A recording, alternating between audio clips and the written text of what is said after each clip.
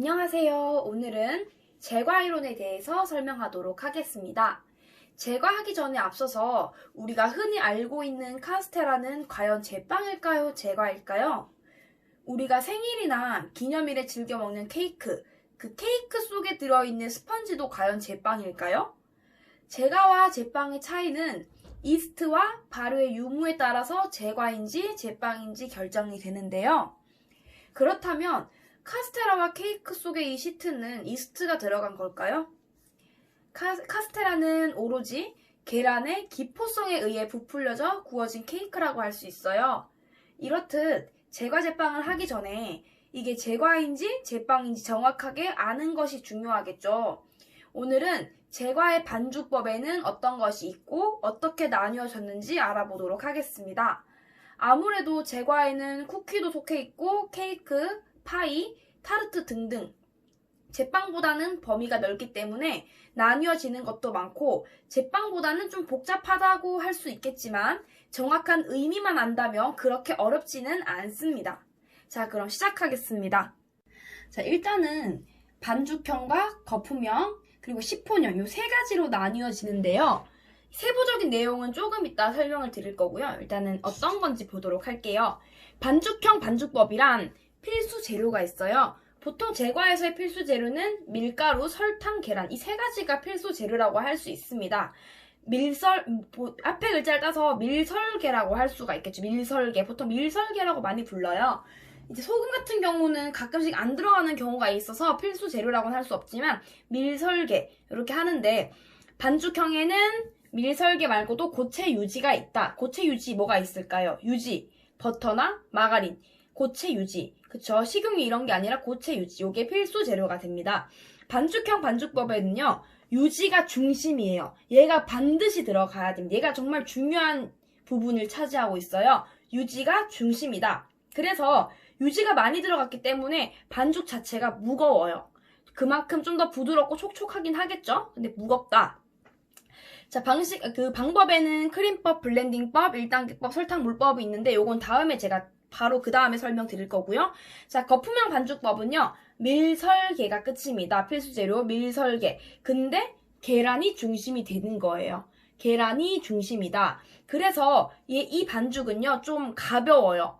유지랑 계란을 우리가 머릿속에 딱 생각해보세요. 유지, 버터, 마가린, 계란. 그냥 계란. 뭔가 좀 느낌이 완전히 다르지 않나요? 유지는 무거운 느낌이지만 계란은 그렇게 무겁지 않는 듯한 그런 느낌이 들잖아요. 마찬가지로 거품이라고 하면 어떤 느낌이 드세요? 좀 가볍다는 생각이 들겠죠? 이 반죽 자체는 가볍습니다. 가볍고 좀 더 폭신폭신해요. 요게 거품형 반죽의 특징이고요. 방법에는 공리법, 변리법, 1단계법이 있는데 요것도 조금 이따 설명을 드릴 거예요. 자, 시폰형 반죽법은요. 사실 얘는 그냥 거품형 반죽법 중에서 조금 이따 설명드릴 이 변리법 얘랑 비슷하나 노른자를 믹싱하지 않는다고 되어 있습니다. 조금 이따 다시 설명을 드리도록 하겠습니다. 자, 먼저 반죽형 반죽법에는 크림법, 블렌딩법, 설탕물법, 1단계법 4가지가 있어요. 자, 크림법은요. 유지를 먼저 풀어줍니다. 유지가 중심이죠. 유지를 먼저 풀어주고 그 다음에 설탕을 넣고 믹싱을 해요. 유지에다가 설탕을 넣고 믹싱을 많이 하기 시작을 하면은 공기가 포집되면서 색깔이 하얗게 변해져요. 그래서 이렇게 색깔이 변해지고 뭔가 양이 많아지는 느낌이 들면은 그때 이제 계란을 투입하는데 요것을 크림법이라고 불러요. 크림법은 정말 많아요. 케이크도 크림법이 많고요. 머핀도 많고 쿠키, 특히 쿠키가 크림법이 좀 많습니다. 이거는 방법 쓰는 이유가 반죽의 부피를 우선시하는 거예요. 부피. 왜? 유지에다가 설탕을 넣고 믹싱을 하죠.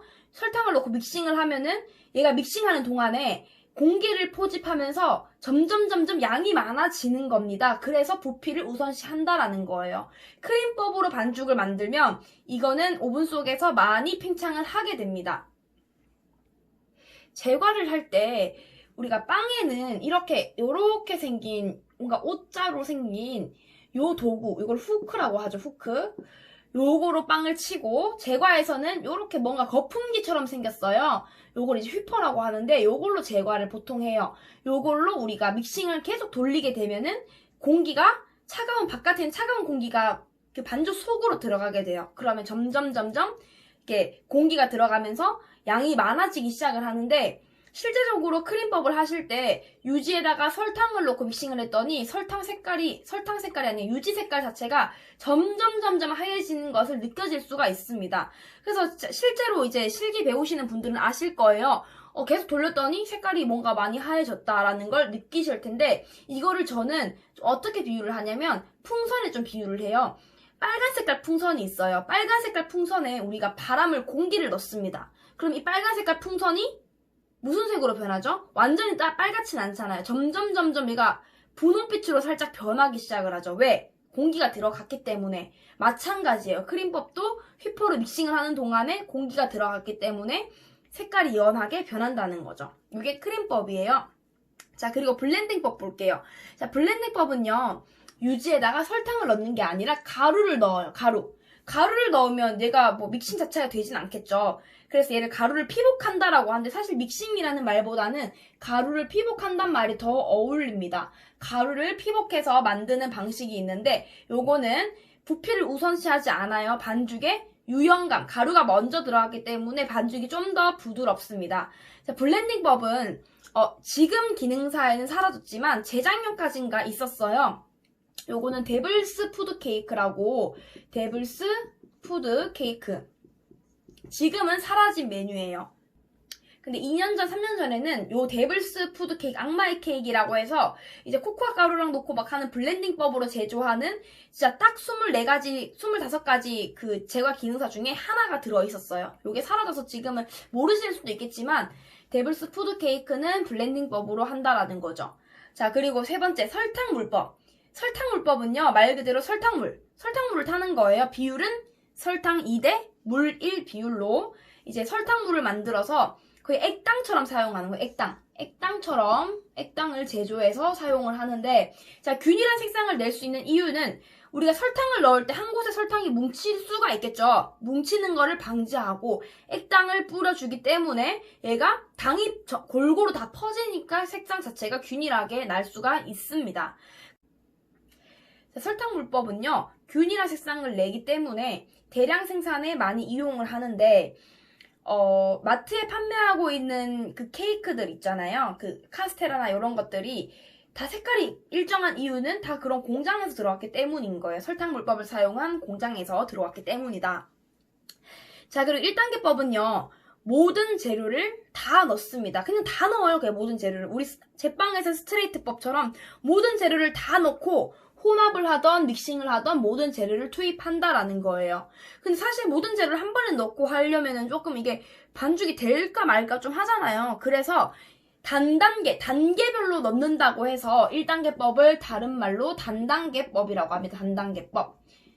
뭔가 다 넣긴 하지만 단계별로 넣는다. 단단계법. 우리 기능사에서는 마들렌이 있고요. 브라우니가 있어요. 요 두 가지가 있겠죠? 자, 다음은 거품형 반죽법을 볼게요. 거품형 반죽법은 앞서 말씀드린 것처럼 계란이 중심이기 때문에 반죽 자체가 가볍고 폭신폭신한 식감을 가질 수가 있겠죠. 자, 거품형 반죽법은요, 두 가지로 나눠집니다. 공리법과 변리법. 그리고 아까 1단계법도 사실 거품형 반죽법에도 속해요. 왜냐면 1단계법이라는 것은 모든 재료를 넣는다고 했잖아요. 그래서 뭐 1단계법은 반죽형이 될 수도 있고 거품형이 될 수도 있고 상관이 없습니다. 대표적인 건 공리법과 변리법으로 나뉘어지고요. 공리법은 전란 믹싱이에요. 전란. 껍질을 제외한 먹을 수 있는 부위, 흰자와 노른자, 전란이라고 하죠. 전란을 믹싱하는 걸 공리법이라고 합니다. 자, 공리법은요, 두 가지로 좀 나뉘어지는데요. 더운 믹싱이 있고 찬 믹싱이 있어요. 찬 믹싱은요, 그냥 일반적으로 그냥 전란만 믹싱하는 방법을 찬 믹싱이라고 해요. 이때 반죽 온도는 대부분 24도입니다. 더운 믹싱은요, 그 볼 밑에다가 중탕으로 43도씨까지 반죽을 데워줄 거예요. 그러면 설탕이 다 녹겠죠? 중탕으로 43도씨까지 데운 뒤 거품을 내는 방법을 더운 믹싱이라고 하고, 얘는 다른 말로 가온 믹싱법이라고 합니다. 이때 기억해야 되는 것은 온도, 중탕으로 43도씨까지 한다. 요 온도 꼭 기억하시고요. 그러면 찬 믹싱, 더운 믹싱. 더운 믹싱 굳이 왜 찬 믹싱 놔두고 더운 믹싱을 할까요? 자, 이렇게 하게 되면은 설탕 자체가 다 녹기 때문에 색깔 자체도 균일할 수 있고요. 기포성도 좋고 팽창을 잘 해요. 근데 이제 문제는 찬믹싱에 비해서 반죽 온도가 높다 보니까 굽고 나왔을 때 잘못하면은 주저앉을 확률이 좀 더 높기 때문에 처음 하시는 분들은 더운 믹싱보다는 찬믹싱을 추천합니다. 찬믹싱으로도 반죽이 잘 나올 수는 있어요. 더운 믹싱은 잘못하다가 중탕으로 하다 보면은 내가 잘 못해서 계란을 익히는 경우도 있어요. 그러면 안 하니 못하잖아요. 그래서 더운 믹싱은 좀 초보자 분들 말고 좀 하시는 분들이 좀 하는 게 좋겠고, 처음 하시는 분들은 찬 믹싱으로 시작을 해서 내가 더운 믹싱까지 하는 게 좋겠죠. 근데 이제 기능사 자격증을 공부하시면요, 더운 믹싱도 같이 들어가야 될 부분도 있어요. 특히 겨울철에 시험을 보러 가실 때에는 아무래도 계란 자체가 차갑기 때문에 반죽 온도가 안 나와요. 반죽 온도가 24도나 뭐 맞춰줘야 되는데 계란 자체가 차가워서 온도가 나올 수가 없어요. 뭐 거의 10 몇 도로 나오니까. 그래서 더운 믹싱으로 하는 경우도 있고, 아니면 이제 계란 자체가 너무 차가우면은 계란을 좀 따뜻미지근한 물에다가 넣어서 계란을 좀 더 녹여 약간 좀 따뜻하게 만들어 준 후에 깨서 사용하는 것도 추천드립니다. 자, 그리고 변리법을 볼게요. 변리법은요, 뭔가 별개로 한다라는 느낌이 들죠. 마찬가지로 흰자와 노른자를 따로따로 분리해서 흰자 따로 설탕 넣고 믹싱하고 노른자 따로 설탕 넣고 믹싱해서 이 두 가지를 각각 믹싱해서 혼합하는 것을 변리법이라고 합니다. 자, 흰자에다가 설탕 넣고 믹싱할 땐 이거는 이제 머랭 쿠키 아시죠? 머랭을 만든다라고 하는 건데, 어쨌든 이 머랭이랑 노른자랑 합쳐서 혼합을 하는 방법, 변리법이라고 합니다. 공리법과 변리법은 어렵지 않죠? 자, 그럼 시폰형 반죽이 뭐냐면, 요거랑 좀 비교하셔야 되세요. 시폰형 반죽은 거품형에 속해 있는 거 아닙니다. 다른 거예요. 거품형에 속해 있는 거 아니고 시폰형 반죽 다른 겁니다. 시폰 케이크 다들 아시죠? 시폰 케이크의 특징은 가운데 구멍이 이렇게 나져 있는 케이크입니다. 모양 자체도 이렇게 살짝 내려갈수록 좀 더 넓어요. 얘는 시폰 틀이 따로 있습니다. 그냥 원형 케이크가 아니라 시폰 틀, 높고 넓은, 갈수록 넓은 요 틀이 따로 있는데, 요게 이제 여기다가 이제 시폰 반죽을 하는 거예요. 자, 시폰형 반죽은 변리법으로 하는 게 아니라 별개로 나누긴 해요. 흰자 따로, 노른자 따로, 따로따로 나누긴 하되, 흰자는 똑같이 머랭을 만들지만, 노른자는요, 뭐 설탕을 넣든 뭘 넣든 믹싱이 아니라 혼합이에요. 혼합입니다. 믹싱 아니고 혼합이에요. 말 그대로 노른자를 거품 올리지 않는다는 겁니다. 그러면 흰자는 거품을 올리고 얘는 거품을 안 올려요. 이 두 가지를 혼합을 하겠죠? 그러면 아무래도 이 두 가지 뭔가 각각 거품을 올린 이 변리법보다는 힘이 조금 없겠죠. 그래서 화학 팽창제를 좀 넣어야 됩니다. 뭐 베이킹 파우더 이런 걸 좀 넣어서 해야 되는데, 시험 문제에서는 어떻게 나오냐? 다음 중 뭐 시폰형 반죽법의 그 특징 해가지고 얘는 어떤 방법으로 팽창을 하는가를 물어봐요. 얘는 이것만 기억하세요. 물리적과 화학적 팽창이다.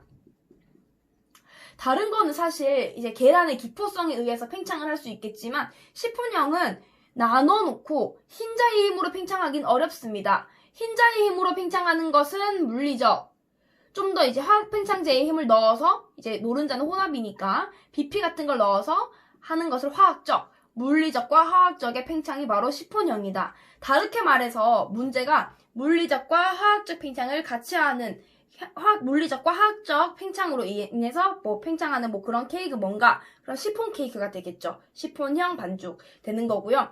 요거랑 좀 지금 이 주제랑 다른 내용이지만 시폰 나왔으니까 말씀드리는 건데, 이 시폰 케이크는요, 틀 자체가 원형 케이크가 다르게 생겼어요. 그래서 얘는 우리가 원형 케이크는 틀을 깔 때 여기다가 유산지라는 걸로 종이를 깔아요. 근데 얘는 종이를 깔 수가 없습니다. 우리가 뭐 어떻게 막 맞춰서 자를 수도 없고, 그래서 얘의 이형제는 물입니다. 물. 이형제. 자, 이형제가 뭐예요? 이형제.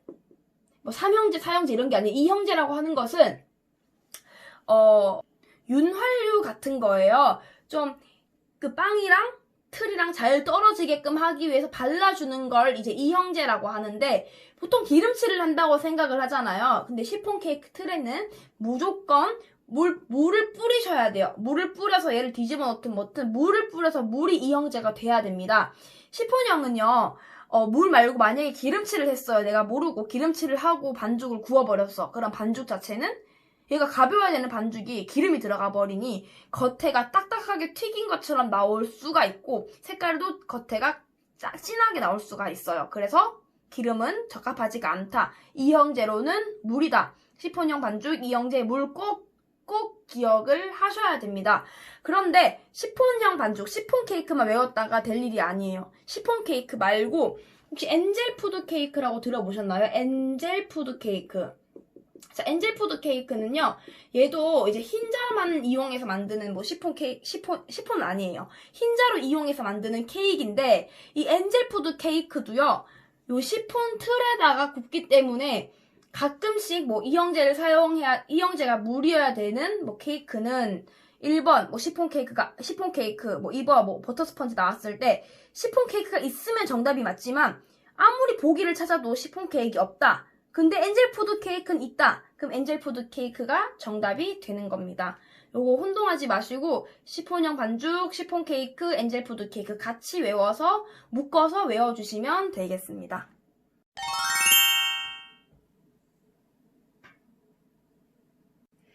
반죽형과 거품형 공부를 했으니 이게 어떻게 쓰이는지를 좀 봐야겠죠. 반죽형 쿠키, 거품형 쿠키 나눠서 설명을 조금만 더 하겠습니다.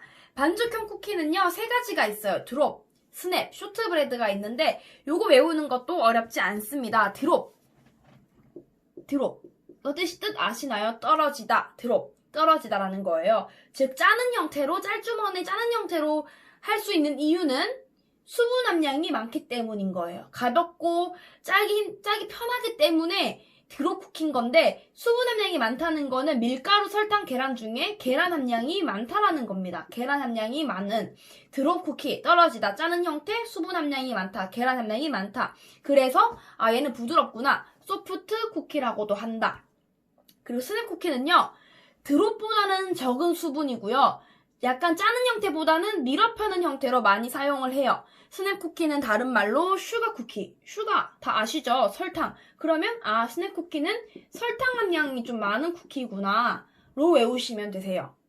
자, 그리고 쇼트브레드 쿠키는요, 냉동 쿠키라고 하는데 일명 냉동 쿠키인 이유가 유지 함량이 많다 보니까, 유지 함량이 많은 쿠키들은 좀 얘가 냉동시켰다가 내가 먹고 싶을 때 잘라서 구울 수 있어요. 그래서 쇼트브레드 쿠키, 냉동 쿠키라고도 하는데, 유지 함량이 많은 이 형태의 쿠키는요, 못 짜겠죠. 밀어펴는 형태로 많이 사용을 하는데, 근데 우리가 기능사에서 전 계속 의문을 가지는 게, 기능사에서는요, 버터 쿠키 있죠, 버터 쿠키. 버터 쿠키는요, 유지 함량이 굉장히 많은 쇼트브레드 쿠키에 속해 있어요. 근데 우리가 걔를 짜요.